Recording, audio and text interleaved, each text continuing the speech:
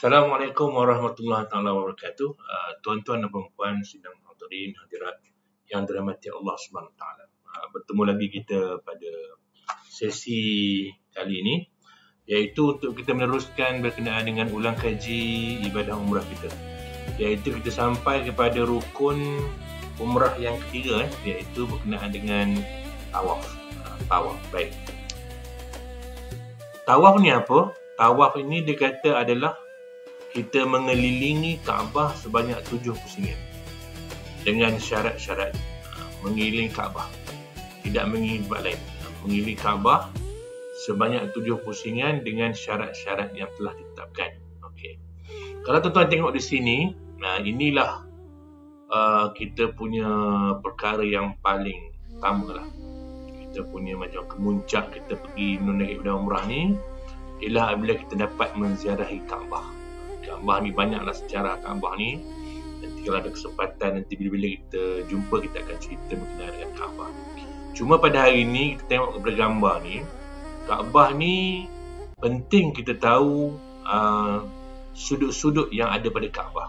Sebab bila kita tahu sudut-sudut yang ada pada Kaabah, akan memudahkan kita mengesan di mana kita berada dalam Masjidil Haram. Kalau tengok gambar ni, ini gambar yang lama lah. Gambar ketika mana proses tawaf dijalankan atau berlaku pada musim Covid tahun 2020. Tapi Kaabah tu sama saja. Kalau tuan-tuan tengok, kita punya tawaf akan bermula pada corner ataupun sudut Hajarul Aswad. Ini sudut Hajarul Aswad. Ini ada Hajarul Aswad di bawah ni. Ini sudut Hajarul Aswad. Okey, kemudian ada ini pintu Kaabah. Kemudian ini adalah makam Ibrahim. Makam Ibrahim ni bukan kubur Nabi Ibrahim. Makam Ibrahim ni dulu tempat berpijak Nabi Ibrahim. Makam, tempat berdiri. Kemudian ini namanya Rukun Iraqi. Kemudian yang ini namanya Hijr Ismail. Sebagai besar tuan-tuan dah tahulah ni. Okey. Kemudian yang ini Rukun Syami. Dan ini Rukun Yaman. Biasanya kita akan masuk ke Masjidil Haram ni melalui pintu daripada sudut ni lah, daripada Rukun Yamani ni. Kita akan berjalan mengelilingi Kaabah sebanyak 7 pusingan. So kita dah kenal Kaabah tu. Okey, baik. Tawaf ni dia kata ada beberapa jenis. Satu dipanggil tawaf rukun. Tawaf haji, tawaf umrah kita tawaf rukun lah. Kemudian niatnya sunat. Niat maksudnya baca niat tu sunat. Maksudnya bila kita buat tawaf rukun ni, kita dah niat dah. Di miqat dalam kapal terbang tu kita dah niat dah kan. Di dalam kapal terbang kita dah niat. Kemudian bila sampai kita Jeddah, kita dalam keadaan berihram. Kemudian kita pergi ke hotel. Kemudian kita pergi ke Masjidil Haram untuk buat tawaf tu. Itu namanya tawaf rukun.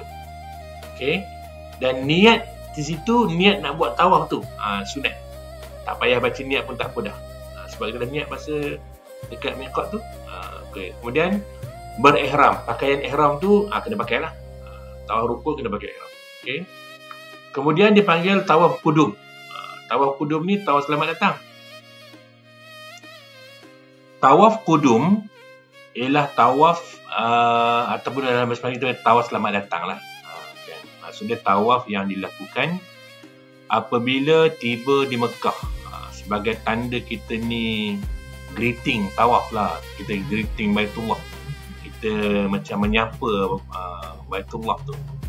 Bila kita buat tu, biasanya dilakukan segera apabila tiba di Mekah sebelum kita memulakan perkara-perkara yang lain. Terutamalah orang yang datang untuk haji ataupun umrah lah.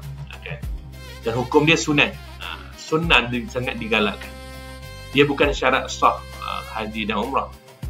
Dan sebahagian jemaah kadang-kadang dia menjadikan dia ini satu amalan awal lah untuk mendapatkan pahala selawat kepada Kaabah. Baik. Apabila nak melakukan tawaf kudum ni, niat wajib buat lah. Saja aku tawaf kudum, maksudnya kena baca niat. Okey, ihram tak wajib pakai ihram. Pakai biasa saja. Okey, kemudian dipanggil tawaf tahiyatul bait. Tawaf tahiyatul bait ni ialah tawaf menghormati rumah Allah. Maksudnya tawaf yang khas yang kita buat untuk memberikan penghormatan apabila kita ni masuk ataupun kita berada di Mekah.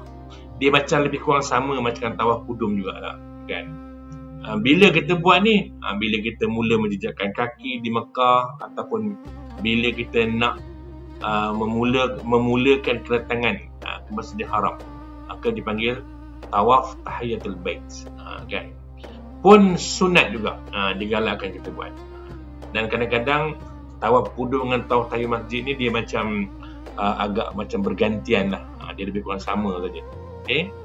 Kemudian dipanggil tawaf sunat.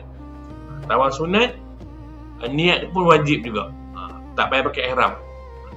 Tawaf sunat ni ialah tawaf yang kita lakukan atas dasar amalan sunat lah untuk menambahkan pahala. Contoh nanti kita dah buat ibadah umrah kita 3 kali sama-sama.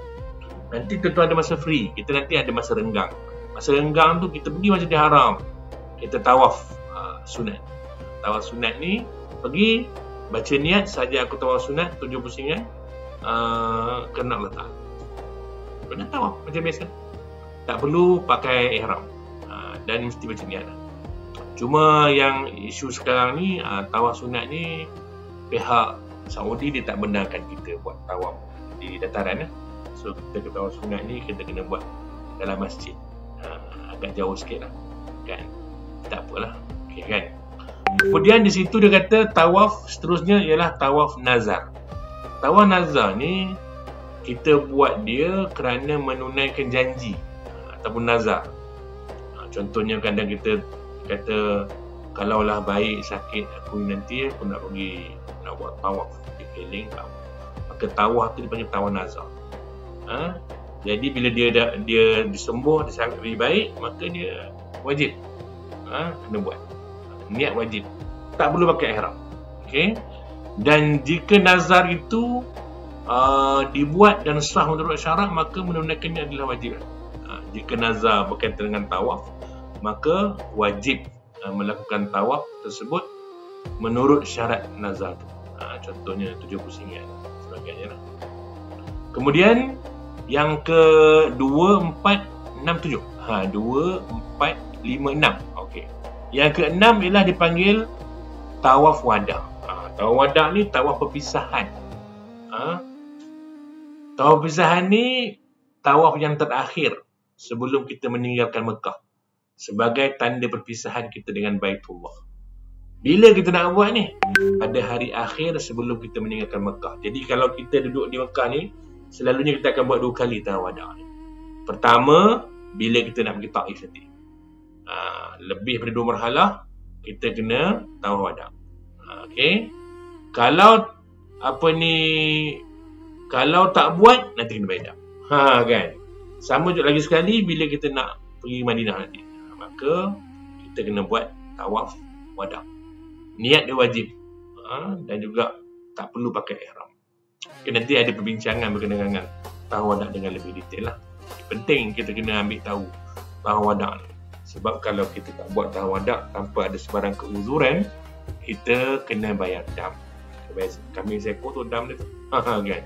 Kambing pun boleh tahan harga dia. Lepas tu kita kena hati-hatilah. Jangan seperti salah. Okay? Kemudian kita tengok pula syarat-syarat sah tawaf. Maksudnya bila kita buat tawaf ni, dia macam solat lah. Tawaf ni dia sama dengan solat. Dia ada syarat yang menyebabkan dia sah atau batal.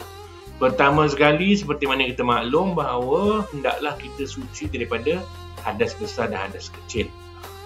Nak cerita ke hadas besar ataupun hadas kecil atau apa? Tak payah aku kan.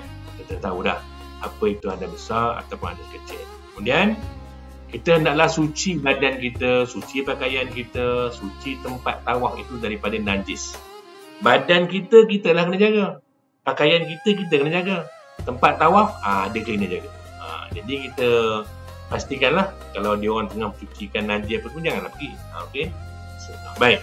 Kemudian sama juga macam solat lah. Tawaf ni mesti menutup aurat. Dan bila kita nak memulakan tawaf, kita mesti bermula pada sudut Hajarul Aswad. Dan berniat tawaf jika tawaf itu tawaf wada', tawaf sunat, tawaf nazar. Okey. Dan sentiasa menjadikan Baitullah di sebelah kiri dan berjalan ke hadapan. So, kiri kita. Bahu kita mengirikan Kaabah dan berjalan ke hadapan.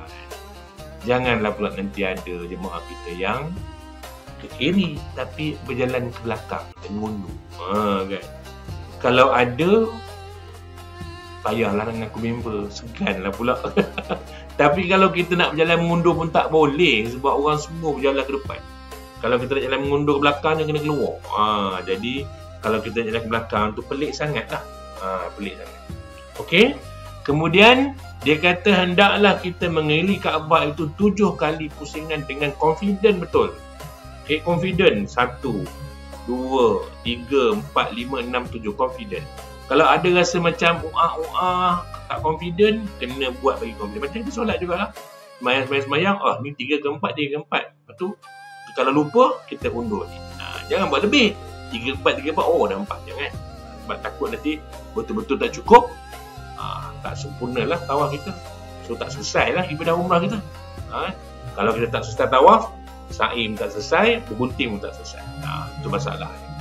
Kemudian dia kata, mestilah berjalan bertujuan tawaf, tidak bertukar niat. Maksudnya bila tawaf tu, kita jangan bertukar niat. Takut nanti mula-mula tu tawaf. Lepas tu kan cari orang hilang lah. Mana pula mak aku, mana pula lah bini aku, tak nampak. Bila macam tu, rosak tawaf tu. Pusingan tu rosak. So, kena buat yang baru lah. Pusingan tu sajalah. Okey. Kemudian, hendaklah dilakukan dalam Masjidil Haram dan di luar daripada Hijr Ismail dan Syazarwan.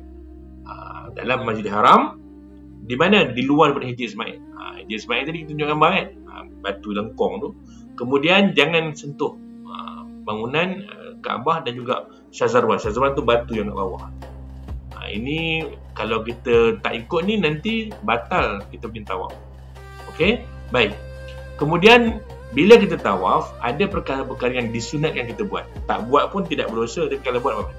Pertama sekali, berjalan kaki. Berjalan kaki ni sunat.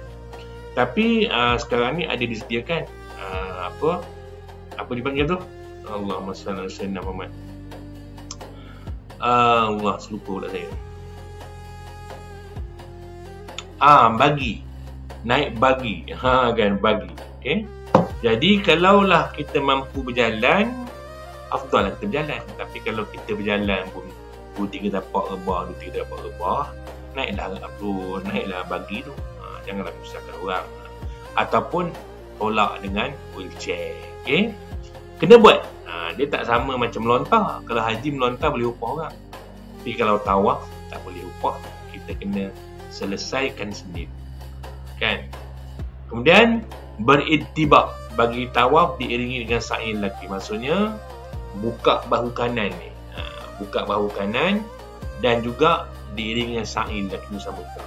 Kan lelaki pakai kain ihram, dia buka bahu kanan. Dia ada cerita dah zaman Nabi dulu. Okay. Kemudian disuruhkan melakukan ramal. Ramal ni ialah bukan meneka-neka.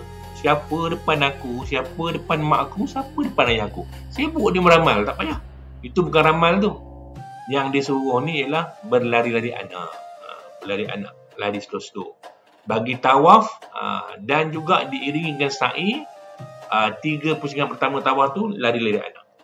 Kan? Kemudian kalau sa'i, berlari dekat lampu hijau tu. Lari-lari anak tu kan. Tapi yang tak wajib lah. Kan? Saya Ustaz, bukan saya tak nak lari, dia kata. Saya last lari dulu jannah. Kan?